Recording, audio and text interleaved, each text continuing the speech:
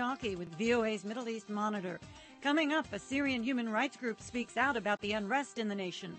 The regime does know that if they release their iron grip, you will see millions taking to the streets. And he offers a suggestion for international action to help end the violence. Also, a survey of Afghans indicates trust in their government. For me as an Afghan, to look at the future of Afghanistan, it's more optimistic rather than pessimistic. It's all ahead on VOA. A Syrian rights group says a wave of violence killed at least 69 people in southern Syria Monday, making it one of the deadliest days of an 8-month-old uprising against Syrian President Bashar al-Assad. The British-based Syrian Observatory for Human Rights said today it documented the killings of 34 Syrian soldiers in battles with suspected army defectors in Daraa province. The human rights group says Syrian security forces also killed 35 people in the region, including army deserters and civilians. Moussa Bazawi is coordinator of the Syrian Observatory for Human Rights in London. He tells us more deaths occurred today when students refused to join a pro-government demonstration. They refused to obey the orders of the security forces for the high school students to participate in the march arranged by the security forces to support Assad regime, but they just opted to go in their own demonstrations and chanting to topple the regime, and they have been faced by indiscriminate shooting and direct shooting to the students participating in the uprising in the whole country, mainly in Daraa, Hama, and Homs and Deir ez-Zor, and we lost 4 students so far, and also on the other hand, we lost 2 persons in the northern city of Idlib by snipers' bullets. How many people do you believe have been killed in the 8-month-old uprising? So far, we could document and verify the names of 3,896 persons. Out of them are 289 killed by torturing. Out of them, almost 210 children below the age of 14, and 12 pregnant women, and almost 210 elderly people above the age of 60. Those numbers are staggering. Perhaps you could humanize it a bit for our listeners by telling us some of those stories of those people. Well, basically, one of the terrible stories are when the security forces are looking after one of the activists, and they can't find him, and then they take hostage one of his family members, and basically they take one of his children, and sometimes they take his father or his mother, and they take them, and then they call the activist by phone, or ask the family member to call him by phone and tell him, just listen to your family member feeling pain, and then they start torturing the family member. And if the activist does not surrender, they will burn his house, and sometimes they use the tanks to shell the house. And then, after a few days, if the activist does not accept or surrender to the security forces, they send the corpse of his family member to him, either a child or an elderly person. That doesn't mean anything. And also, the security forces got mad recently after the suspension of the membership of Syria in the Arab League, and they started to use some kind of a new technique, which is using the tanks to shell and heavy artillery to shell all the houses when there is a neighborhood participating in the demonstrations actively, and led to the death of 3 children inside houses. They sought a refuge in one bedroom without windows and trying just to escape from the bullets. But if you shell a house with the tanks, so it would be impossible, and we lost 3 children, and no one of them were above 12 months old. Have you heard anything about army defectors? Well, the army defectors, they are what they say. Well, we can't verify the number. They are in about 25,000. Those are people who refuse to obey the orders to kill kill their own people. And we could document tens of stories of the soldiers who refused to obey the orders and being shot in their head by the security forces because they refused the order to participate in the operations or participate in killing their own people. And yes, the defectors now comprising a big proportion of the action willing to topple the regime in Syria. Have you seen any sign at all that the Syrian regime might be willing to stop the violence as the international community has called for? Well, this is technically impossible, because if you want to imagine Syria, what's Syria regime? You should imagine this is a Soviet Union-like state governed by security forces. The regime does know that if they release their iron grip, you will see millions taking to the streets, because the uprising started because of the people were chanting and asking for dignity and freedom. That was the main slogan of the uprising. And I don't think that the regime is capable of releasing the iron grip, because that means actually that the regime will fall down eventually. So I think they had many chances. They have been given chance after chance by the regional powers, by the neighboring countries. And over the 9 months, they did not have any political solution in hand. I don't think that in this critical moment they will have any. Is there anything the international community can do? Well, basically, they can do two things: to ease the suffering of the Syrian people and facilitate the transition to a democratic state. They need to impose no-fly zone and buffer zone, and that would be very helpful for the people to seek refuge in a safe haven with Turkey, with the borders with Turkey in a depth of 30 kilometers, and then the no-fly zone would be helpful if any defectors want to protect the civilians. Those are their own people. They want to protect them. They will not be bombarded by the military aircraft, and that would be very helpful to facilitate the transition by the Syrian people on hands. Musab Azawi, coordinator of the Syrian Observatory for Human Rights, speaking with us from London. There is no independent confirmation of casualties in Syria because the regime bars most foreign journalists from operating in the country.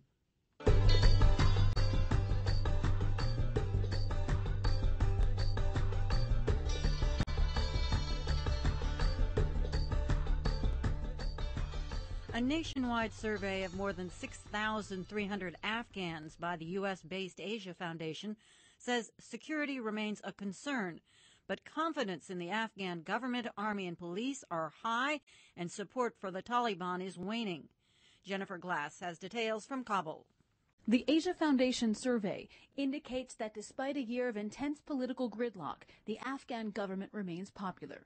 73% of Afghans questioned are happy with central government performance, about the same as last year. Survey author Najla Ayubi says she was encouraged by the government's perceived strengths. Performance of the government on education, health, and security, improvement of the security. For me as an Afghan, to look at the future of Afghanistan, it's more optimistic rather than pessimistic. The survey found insecurity, corruption, and lack of job opportunities to be the biggest failings of the government. And although nearly half of those questioned think Afghanistan is moving in the right direction, about the same as last year, the number who disagree went from 27% in 2010 to 35% this year. Fazel Rabi Hakbin is a program planner at the Asia Foundation in Kabul, which conducted the survey. Yes, the surprising thing is, that the respondents, those who are saying, that the country is moving, into the wrong direction, that is increased, jumped, to 35%. And we looked into the data and tried, to find, what would be, the reason, for that pessimism. Survey workers queried respondents from all over the country, except a few areas where security and logistics prevented access. 57% were male, 43% female. Hakbin says there were a variety of answers as to why the country is heading the wrong way. There are reasons, and the first reason is, the security, again, that insecurity unemployment, corruption, and so on. Insecurity is the biggest concern at the national level. At the local level, unemployment was considered the biggest problem, with insecurity coming in sixth. A majority of Afghans, 66%, preferred local justice solutions over a government-run justice system. The Afghan National Army and police both enjoy high levels of confidence, with 93% and 83% respectively, despite concerns about security. The survey, the seventh carried out here by the Asia Foundation, is the largest conducted in Afghanistan. Ayubi says it plays a significant role for many groups in Afghanistan. We are really lacking information, detailed information from the ground, from the grassroots, which this one help us, and also the government of Afghanistan, the civil society, the international community to develop their policies based on these findings, which definitely will help us tackling many of these problems in the future. The Asia Foundation says it is still studying the raw data gathered in July of this year and plans to release detailed analyses of the findings early next year. Jennifer Glass for VOA News, Kabul. Ali Jalali was an advisor to the Afghan delegation in a 2001 Bonn conference, the first Minister of the Interior in post-Taliban Afghanistan, and currently is a distinguished professor in the Near East South Asia Center for Strategic Studies at the National Defense University. VOA's Afghan television asked him if Afghan security forces and the army will be capable of providing Afghanistan's security after 2014. There's no doubt that transition of the security responsibility to Afghan forces was something that Afghan government actually wanted that. It was expressed in Kabul conference last year. That was the demand of the Afghan government actually, and it was approved later on at the Lisbon conference, at the NATO conference in Lisbon in November of last year. Well, in principles, the Afghans and also the international community wants this transfer of responsibility from the NATO forces to Afghanistan. However, to what extent Afghan indigenous security forces will be able to take full responsibility depends on a number of factors. One is the building of its capacity until 2014. The other one is in progress toward reconciliation with the opposition forces that are fighting against the Afghan government. And third is the cooperation from the regional countries, particularly Pakistan, to contribute to the process of peace building in the country.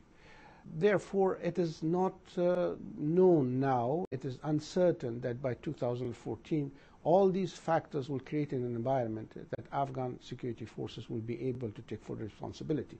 That's why the international community has pledged that the NATO and the United States will continue to support Afghanistan in bringing or in supporting security and governance and economic development of the country. The long-term strategic partnership between Afghanistan and the United States, and also with NATO, the European Union, and the United Kingdom, and some other countries, actually is focused, is aimed at the continued residual presence of some international forces beyond 2014 to support Afghan security forces in responding to security threats. However, if the other factors like progress toward reconciliation and cooperation of regional countries actually create an environment that the security threats will be reduced to some level, it will be much easier for Afghan security forces to take lead in providing security for the country. We asked why, despite a military surge in Afghanistan, there is an increased insurgency in some cities like Kabul. We have to put this in perspective, strategic perspective, in tactical and operation perspective. Strategically, the insurgents, different groups of insurgents and their foreign supporters see that there is a plan for the international forces to leave or be reduced in the next 3 years. So therefore they want to take advantage of this gap and send a message to that they are the people, or they are the forces, that they'll be standing on the battlefield when they leave. So therefore they want to express themselves in a violent terms. However, tactically and operationally, one should realize that the Taliban and their supporters lost ground in the south, particularly in southeast, during the operations of surge forces in the last year and also this year in spring and summer operations.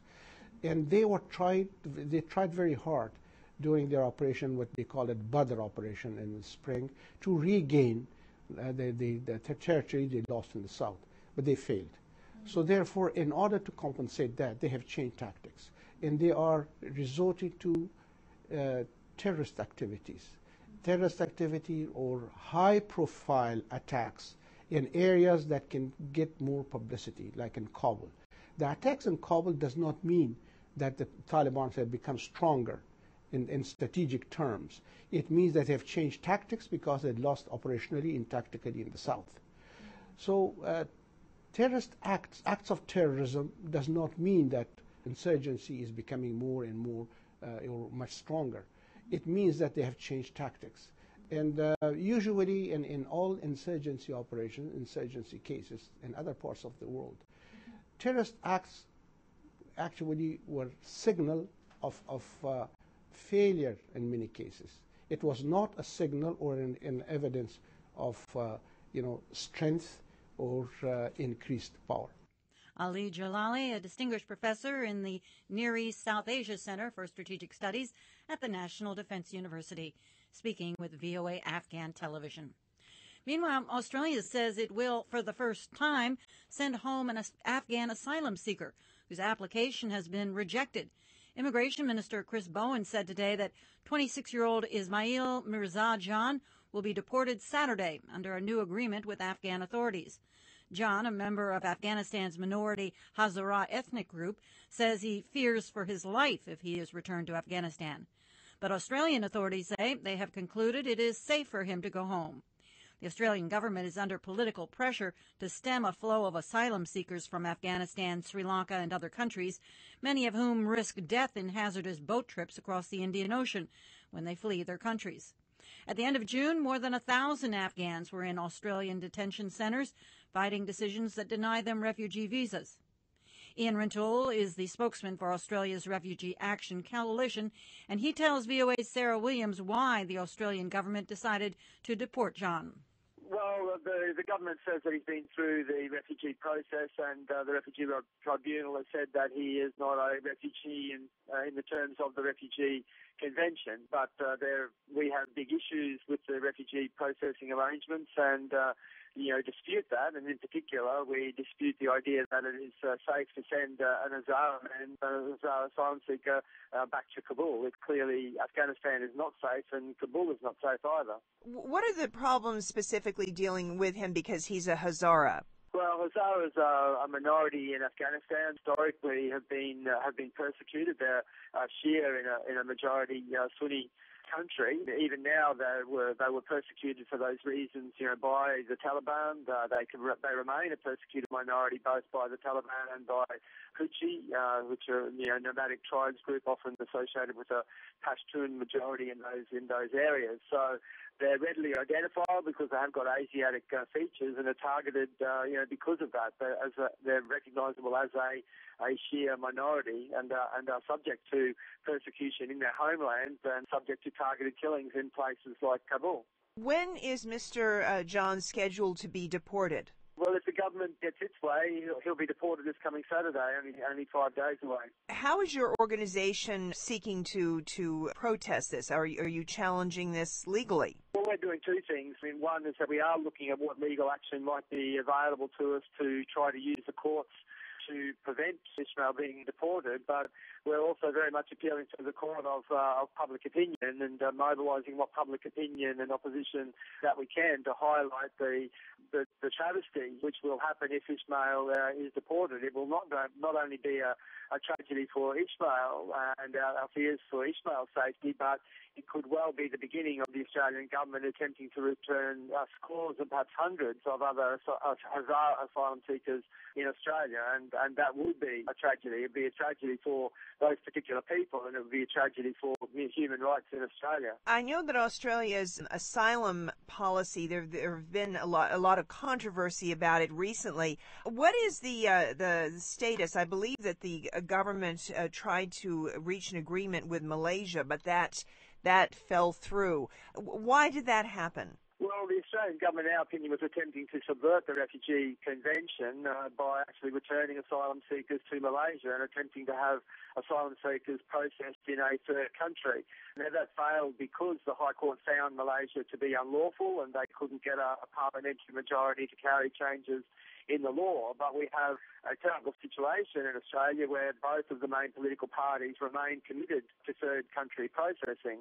That is, in my opinion, they remain committed to trying to avoid Australia's obligations to asylum seekers, to offer protection for asylum seekers under the Refugee Convention. And in the meantime, I think we've seen a terrible domestic discussion, if you can put it that way, a competition between the two political parties about who can be harshest on refugees. Refugees in Australia have been turned into a political football with neither party willing to uphold their rights, their human rights, or their rights as refugees. Ian Rintoul, spokesman for Australia's Refugee Action Coalition, speaking with us from Sydney.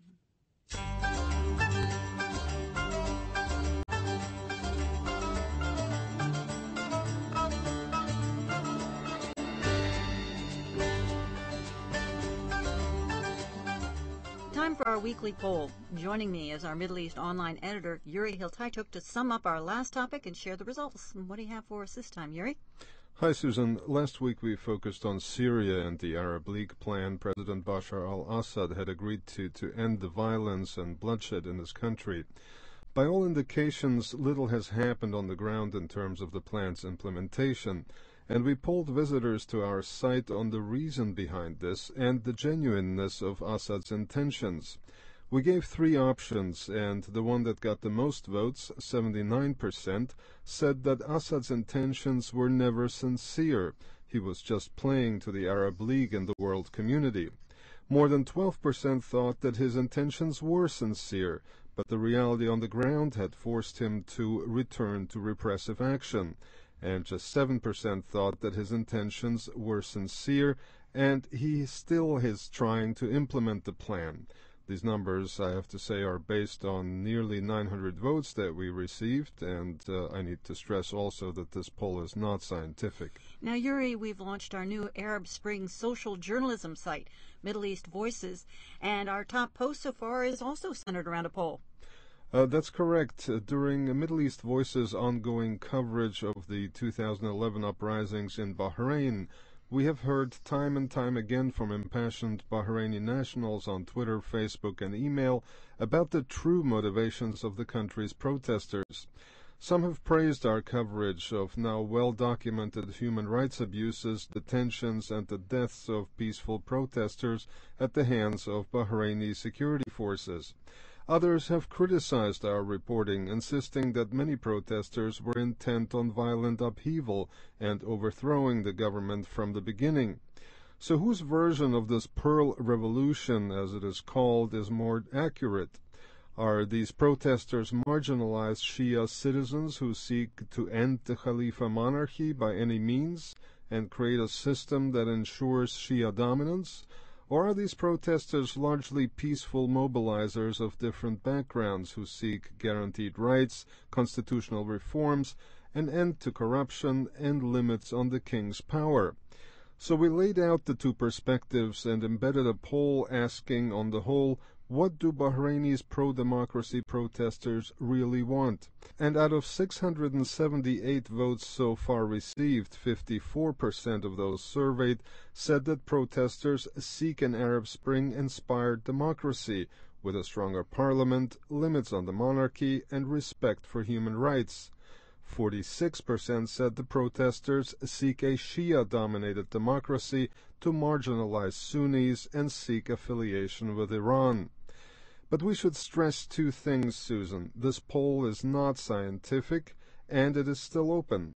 If you are Bahraini and would like to vote, visit MiddleEastVoices.com and search for Bahrain, or visit the Bahrain story, the first Bahrain story, under categories.